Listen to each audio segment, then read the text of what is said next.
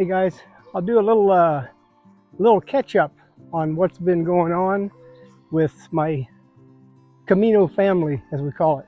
There's been like 7 people that, on and off, past each other, back and forth. And apparently, I'm down to 6 of the 7 have called it quits for various reasons. Some of them ran out of time. They only had 2 or 3 weeks.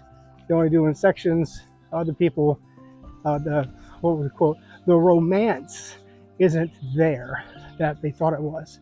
So it's crowded. It's hard to find places to sleep.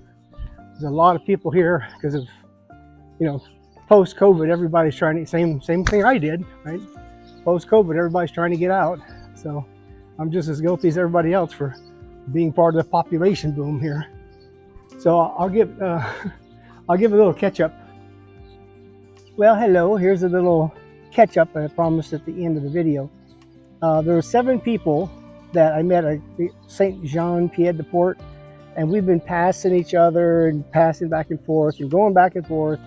And they'll stay over a couple nights or something to sightsee, and so they'll pass me, and then I'll catch up to them because they stayed over. Then same thing will happen.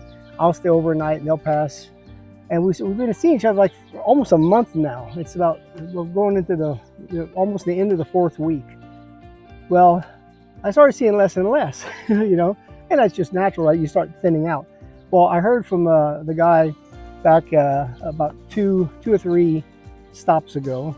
One of the last guys, he's going back. I'm not going to say any names or anything in case they watch the video. I don't want them to feel shame or anything like that. Because everybody's got their own Camino, right? You're limited by time. You're limited by your physical or mental, care and stuff like that. So everybody's got their own Camino. That's part of this whole thing, is like you walk your own Camino. And there's no peer pressure. There's no cheering on. There's no trying to, get them to go like a football team or something. Because it is a very personal, very discreet challenge that the whole point is for you to decide, not your peer pressure, not somebody cheering you on, not somebody, trying to keep going. You don't want to really do that here. Everybody makes their own decisions. They have to abide by them. Well, like out of 7 people, I think 2 of them, they just ran out of time. They're going slower like me. They're going slower than they thought. They weren't going to nearly make it to where they were going to need to be. So they ran out of time. So they're going back to, I think everybody's going back to Burgos. They're going back to Burgos and taking a train and going home. So that's 2 of them. Another 2 were, I'll call them the twins. They weren't really twins. They were Sally and Sally, spelled differently. But they met on the Camino, and they just happened to walk at the same pace, so they were together for a while. 2 girls, Switzerland. They're both from Switzerland, Sally's. And they weren't twins, but we always called them the twins. And they decided, too, that one day at the Meseta there, it's just not enough. They ended up not talking for a while. They walked. They just, can you imagine? They ran out of stuff to talk about. That's kind of crazy, because I'm on the Meseta and I'm talking in my head. I got like 20 people in there now instead of just 2. The little devil, the little angel on the shoulders. I got like 20 of them in there now. They're all like fighting each other. Arm wrestling, mud wrestling, all kind of stuff going on. Well, they decided they're bailing too, so they went back to Burgos. So that's like 4 of the 7. Number 5 was, you might remember Nicole from Saint Jean Pied de Port. She was feeling sick over there, so she was going to stay there a couple days and then take a bus to Pamplona to catch up with everybody. And nobody ever saw her, so we don't know whatever happened. Did she just be like 300 feet behind us the whole way? We never saw each other, or did she just decide to go on and do something else? And then a couple other ones, it was kind of the same thing. They ran out of energy, I guess. Spiritual energy, mental energy, not physical energy, but just one guy said he was a writer, and he came to do the Hemingway thing and get some channel Hemingway and try to get some energy going out of that.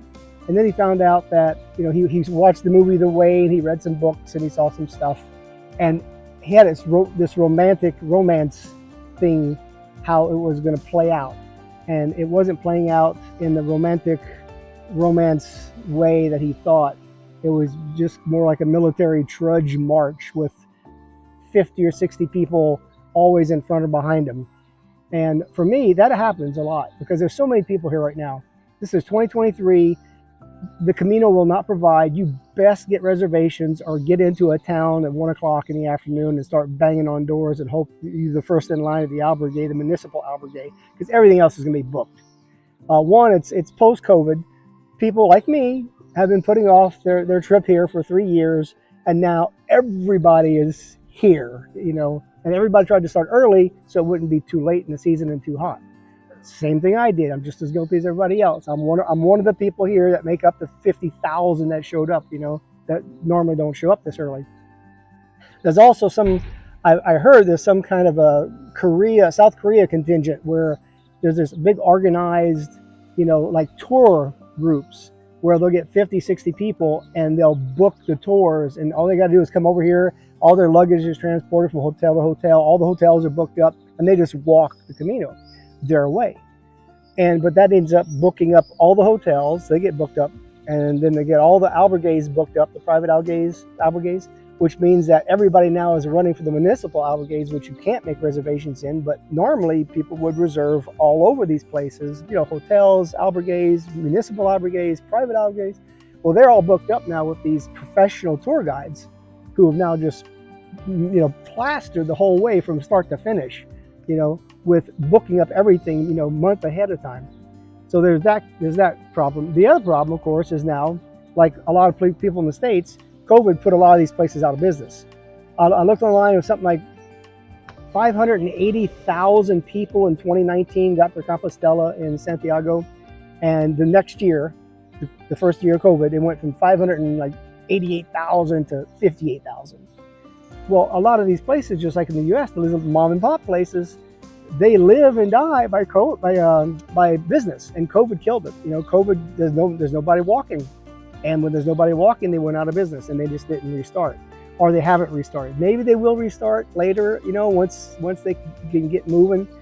But it looks like almost like COVID did them in too, just like a lot of businesses all over the world. So the albergues are probably 20% less albergues and private albergues and stuff that are out of business. So you got like 20% less available. You might have 10% that aren't open yet because they don't expect the season to start just yet. Then you've got the professional tour guides coming in, booking up everything from 4-star hotels to 16-room bunk beds. And if you're in one of those 16-room bunk beds, if you happen to get in, there's a good chance that there's a group of like 10 or 15 people who are in the tour group who booked in there, and they think they own the place. There's 16 beds, you got one, they got 15, they outrank you, they outnumber you. They're going to take over the kitchen, they're going to take over the bathrooms, they're going to take over everything, and they're going to be up all night chatting and yelling and hooting and hollering because their group of 15 is a party group, not a pilgrimage group. And you, all by yourself with your face mask on and your earplugs in and covered up under a blanket, are trying to get a good night's sleep. So just be aware, 2023, it's not going to be what all the fantasy and romance was maybe pre-COVID, where the Camino provides, you walk in, you meet people, you do stuff, you have rooms, nobody will leave you sit on the park bench. People are sleeping on the park benches. People are sleeping in the tree line off the road. I've got my poncho, my hiking poles, and a tent, and string, and I make me a pup tent. It's book ahead, plan ahead.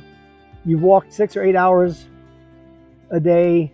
You don't want to spend another 2 hours walking around a town, going from albergue to albergue, knocking on doors and begging to see if you can get in.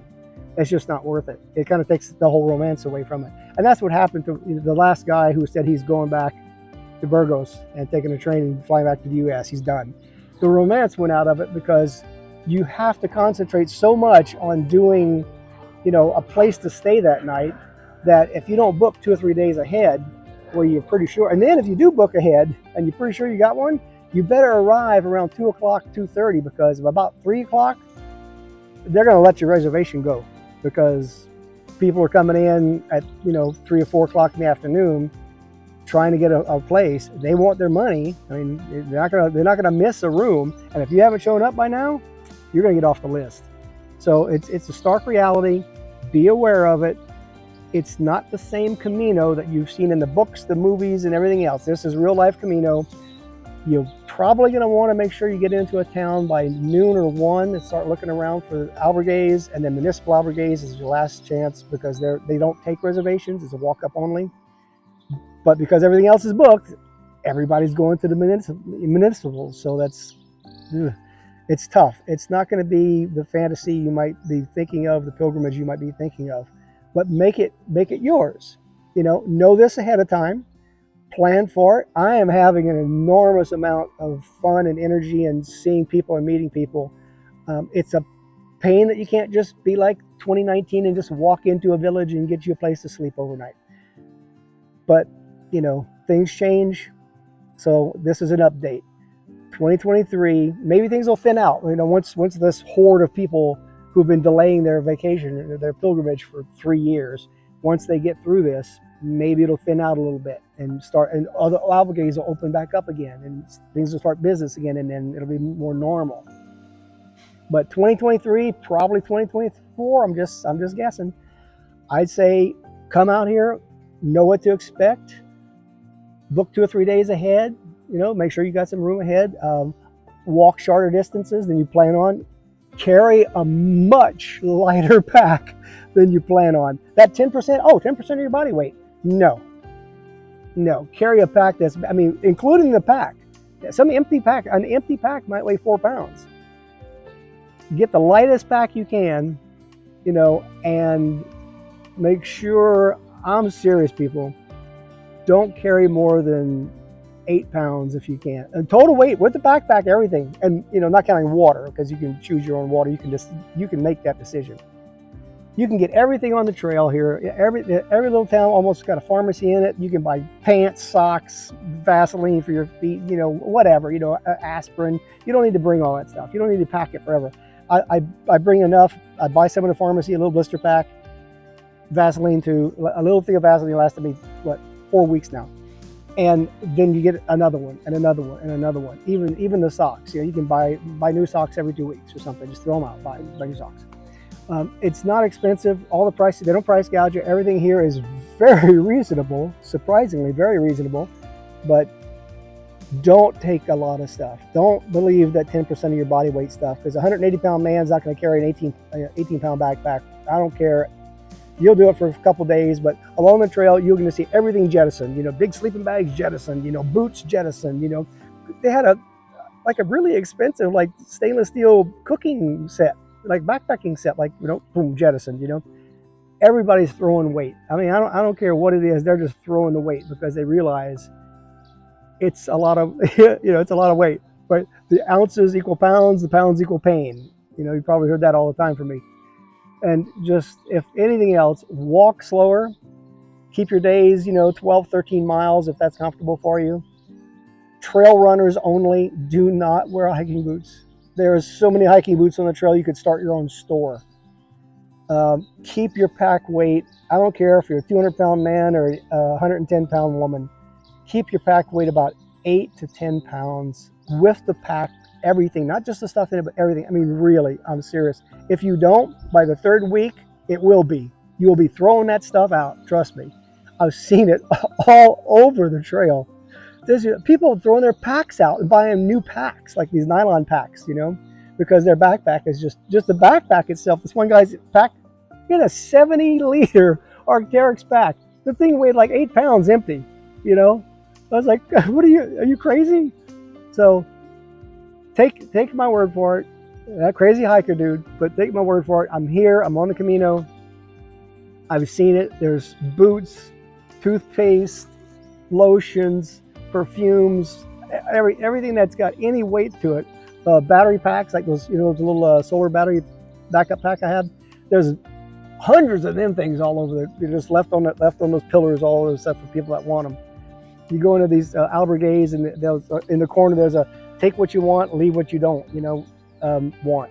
And you'll see these big 15, degree sleeping bags in there, and boots and shoes, and a thermos, one of those coffee thermoses, coffee thermos. It's like, no, this is not what you do on the Camino. So keep it light, people. Seriously, keep it super, super, super light, because you will lighten it up by the 3rd week, but you're going to be punishing yourself for those 3 weeks as you slowly start getting rid of the weight. So just take my word for it, get rid of the weight, 8 to 10 pounds, and I'm talking 10 pounds is on the super high end. You don't want to carry that all day long out here. Other than that, that's kind of the catch up. I'm in town early, so I thought I would take this opportunity to kind of follow up a little bit. Hopefully I'm not rambling too much, but I'm here now. There's a lot of experience I gained in a month, and I'm trying to give it to you in only 5 or 6 minutes. It's probably longer than that, sorry. So anyway, come out.